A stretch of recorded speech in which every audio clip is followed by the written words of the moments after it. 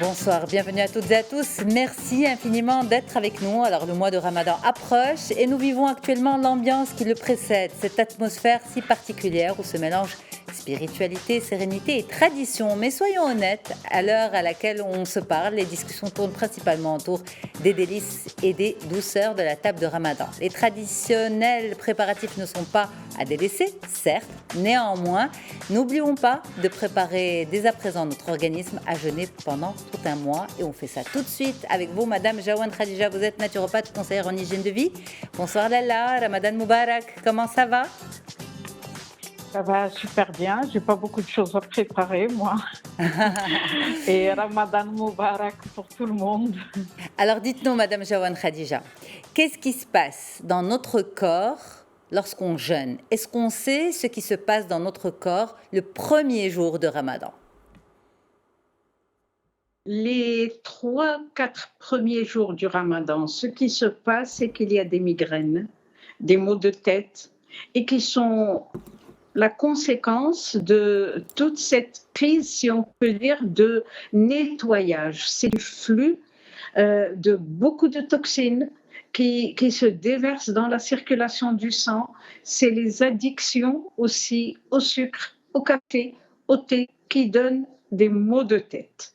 Donc, pour éviter tout cela, nous allons voir qu'est-ce qu'il faut faire. Et ça, c'est beaucoup de personnes qui le vivent régulièrement. Les premiers jours du Ramadan, le fait, enfin, en attendant que le corps se remette sur les rails et s'habitue à un autre métabolisme, une autre chronobiologie, c'est-à-dire que les organes fonctionnent différemment à d'autres horaires des 24 heures.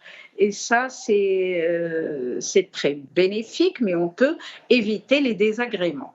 Ok, alors, est-ce que ces maux de tête, on va dire, on ne les voit ou ne les vivent que les personnes qui ont ce que vous appelez des addictions, ce qu'on appelle nous, ce qu'on adore, à savoir le café, le thé, par exemple. Le sucre, vous l'avez aussi mentionné. Est-ce que seules les personnes qui sont accros au café, au thé, vivent ces migraines, ou ça fait partie de l'adaptation du corps, de l'organisme, lors de ces premiers jours, comme vous l'avez dit?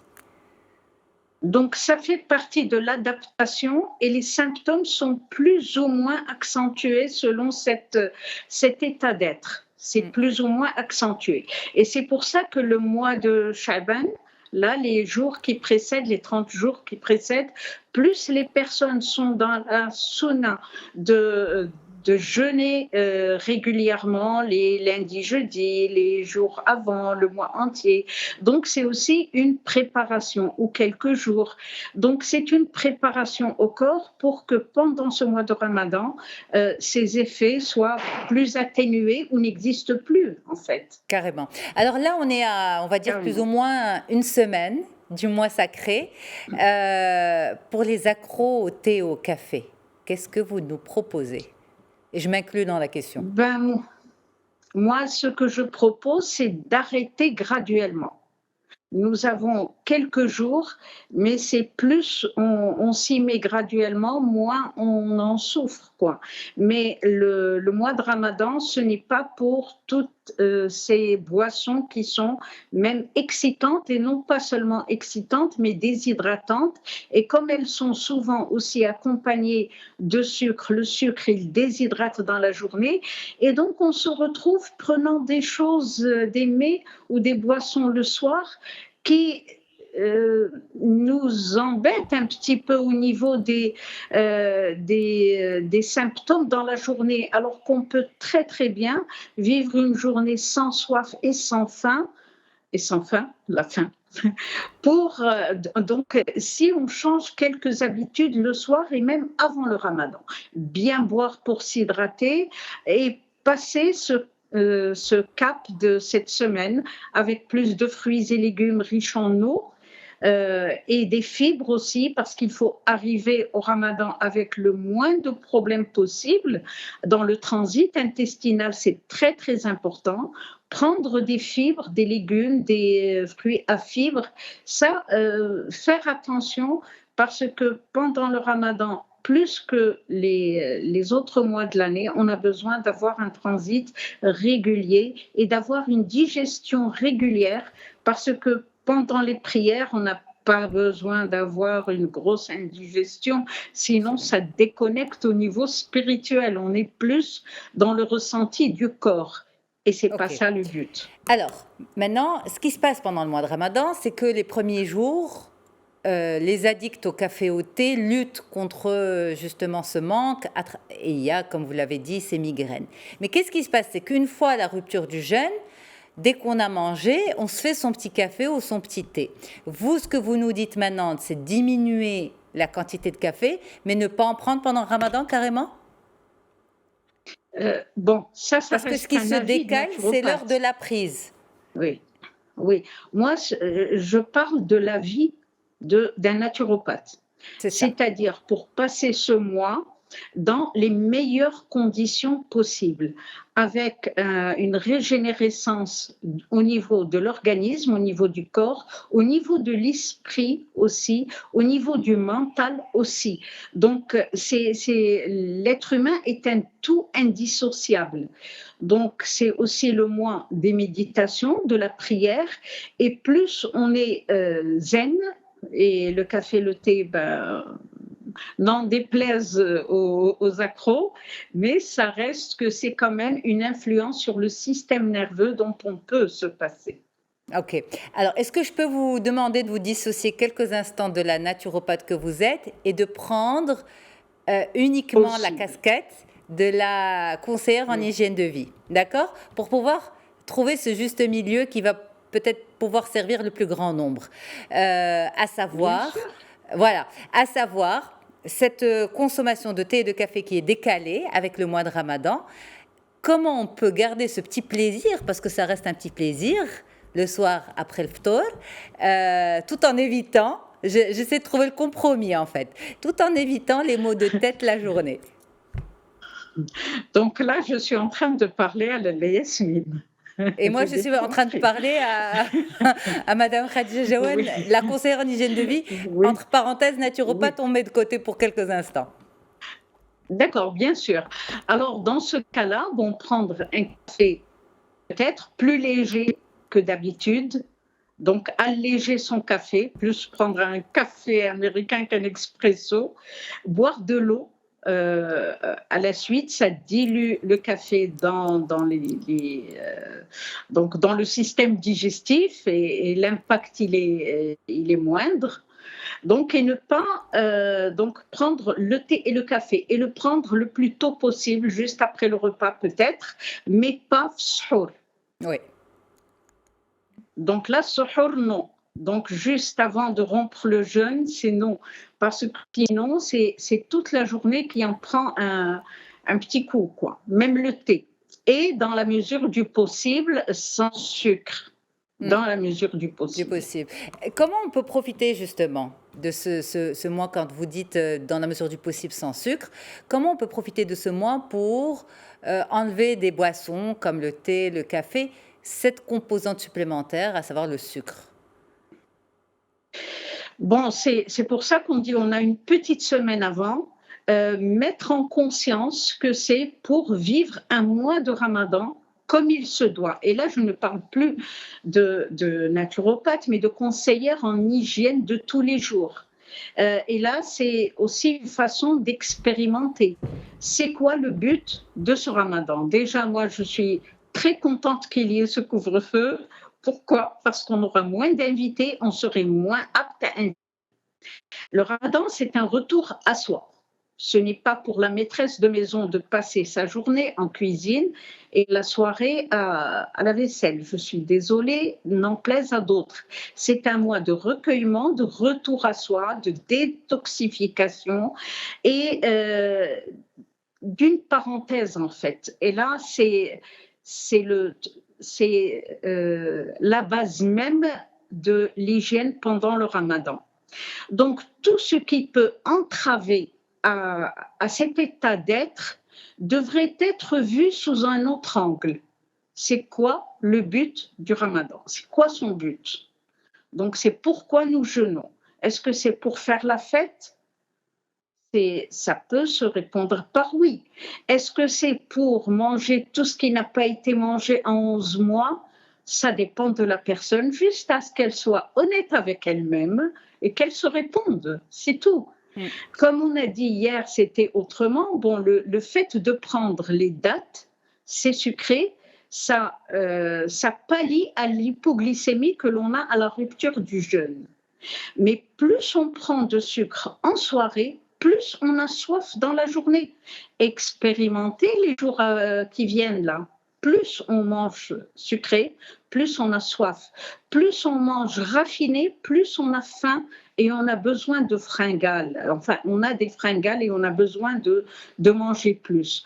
Le ramadan, et là c'est les personnes qui ont expérimenté et moi-même, moins on mange le soir, moins nous avons faim dans la journée. Ça paraît paradoxal, mais c'est comme ça. C'est un Mais état vous d'être. faites comment pour, par exemple, il y a aussi un côté culturel qui est très très présent. C'est vrai que le mois de Ramadan est un mois avant tout spirituel, mais il y a aussi le côté culturel qui est très présent dans le mois de Ramadan. Comment vous gérez les douceurs de Ramadan, la table traditionnelle de Ramadan, toutes ces choses-là? Je n'ai pas de table traditionnelle si vous parlez de Khadija. Donc, moi, je suis dans le cœur de Ramadan. Donc, je n'ai pas une table comme ça qui ressemble à celle-ci. Non, Non plus. non, Chez c'est Becky. juste non plus. Non, Alors non, justement, non, j'en non. profite pour vous poser cette question, cette grande tendance actuellement de voir justement plusieurs spécialistes, pâtissiers, etc., proposer des shebekia cuites au four, du slow sans sucre, sans farine ajoutée. Est-ce que pour vous c'est du marketing ou au contraire ça peut servir? C'est un Bon, palliatif. ça peut servir, oui, ça peut servir, c'est un palliatif. C'est vrai que ça me rappelle il y a quelques années ou dizaines d'années où je me suis mise à ces expérimentations pour proposer autre chose aux personnes en naturopathe. Donc, parce qu'il faut savoir qu'il y a le côté culturel qui est très, très, très fort. Alors, le fait de prendre une shbekia avec de la farine complète, cuite au four, ça veut dire qu'on a moins de farine blanche, c'est déjà un acquis. C'est comme si on a un gros cabas sur le dos et qu'on allège. Si c'est cuit au four, c'est quand même mieux que d'être frit. Donc, c'est un palliatif, c'est une substitution. Et avec les personnes avec qui j'ai fait cette démarche, il a fallu très peu de temps pour passer réellement à une alimentation saine, sans brusquer. Juste prendre conscience qu'une friture pendant le ramadan, c'est pas ce qu'il faut, que de la farine blanche, c'est pas la peine, que prendre du sucre vaut mieux du miel. À un certain moment, même le miel, on n'en a pas besoin pendant les repas. Mais c'est y aller mollo, y aller graduellement, sans passer dans la loi du tout ou rien. Mais juste prendre cette conscience, être dans la présence et ça se passe bien. Mais pour vous, ça Du tout. vient, par exemple, tout ce qui est vraiment traditionnel, on le comprend, ça fait partie de notre culture, de notre tradition culinaire, à savoir chez Bekial, Brewet, aux amandes, tout ça, c'est, on va dire, marocain. Maintenant, ce qu'on voit aussi sur les tables de Ramadan, on voit s'ajouter les pizzas, les quiches, etc. Pour vous, ça vient d'où tout ça? Pourquoi ça envahit nos tables pendant Ben, Ramadan? mais ça ne l'envahit pas, c'est la maîtresse de maison qui envahit sa table. Ça ne vient pas tout seul, mais c'est l'idée que le ramadan, on a besoin de manger le soir. C'est manger et penser. Je le dis souvent, on ne mange pas pour se rattraper de la non-nourriture de la journée et on ne mange pas pour faire une réserve pour le lendemain. Si on est dans la présence, nous avons déjà parlé de la pleine conscience, on n'a pas besoin de manger tout ça. Normalement, au niveau budgétaire, le ramadan devrait avoir un budget beaucoup, beaucoup plus bas que le reste de l'année. Paradoxalement, les gens déversent beaucoup plus d'argent pendant le mois de Ramadan. Nous avons un repas en moins et ça, c'est des indigestions comme pas possible. C'est les jus de fruits avec du lait, avec les pizzas, c'est de la tomate, de la farine blanche, de la harira qui a beaucoup, pas évolué mais dégradé. Donc le pauvre système digestif, au lieu de le reposer, il est sollicité et ça donne des problèmes. Là, moi, je suis dans le milieu où j'ai des amis qui sont médecins et pharmaciens. C'est le mois où il y a le plus de problèmes digestifs. C'est pas le but. Alors, vous dites, le harira s'est dégradé. Ça veut dire que le harira, là encore... Elle était bien. Elle était bien, voilà. C'est une soupe traditionnelle. Elle était comment pour vous, la vraie harira? Celle qui est bonne pour la santé, elle doit se préparer comment? Je garde encore les souvenirs d'enfance. Donc, je suis de la génération qui ont vu la harira avec de la farine d'orge, avec de la levure, avec le levain, pardon, le khmira beldia, avec du levain, et avec des légumineuses, avec des légumes feuilles comme le céleri, comme le persil, et c'était un repas absolument complet de pauvres et de riches qui subvenait à tous les besoins du corps. Puis, au fil des temps, les gens ne font plus le levain, donc ça s'appelait le harira al-muhammada et non plus le hamda, donc qui avait un goût acidulé de levain. Ensuite, plus de levain, on met la tomate, ça donne un goût acide. Ensuite, plus de farine d'orge, on met de la farine blanche. Ensuite, si plus de tomate, c'est le concentré de tomate. Ensuite, c'est les petits morceaux de viande. Et ensuite, c'est les bouillons cubes. Et voilà comment ça a changé au fil d'années. Et aujourd'hui, c'est devenu vraiment un gros problème digestif pour la majorité des consommateurs. Donc l'idée pour vous, c'est pas que la harira est mauvaise pour la santé, c'est comment elle est aujourd'hui préparée. Oui. C'est et ça, il y a ça. l'alternative. Il y a une alternative. Qui est une vraie harira avec le parfum de harira, avec la couleur de harira, mais sans les problèmes de la harira contemporaine. C'est-à-dire que todouera avec les lentilles germées, c'est-à-dire qui ont trempé quelques jours, avec le céleri, avec tout ça, donc on met avec le gingembre, le curcuma qui sont excellents.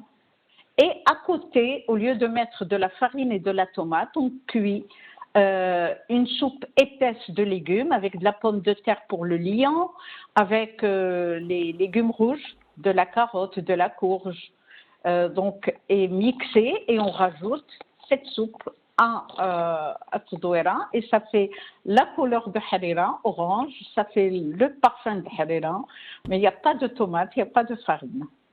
Khadija Jaouane, merci infiniment de nous avoir aidé à préparer l'organisme, le corps, mais aussi à nous avoir soufflé cette idée de harira bonne santé, healthy comme on dit. Je vous souhaite une très très belle soirée. Ramadan Moubarak Lella. Merci infiniment d'avoir été là en direct. Merci beaucoup.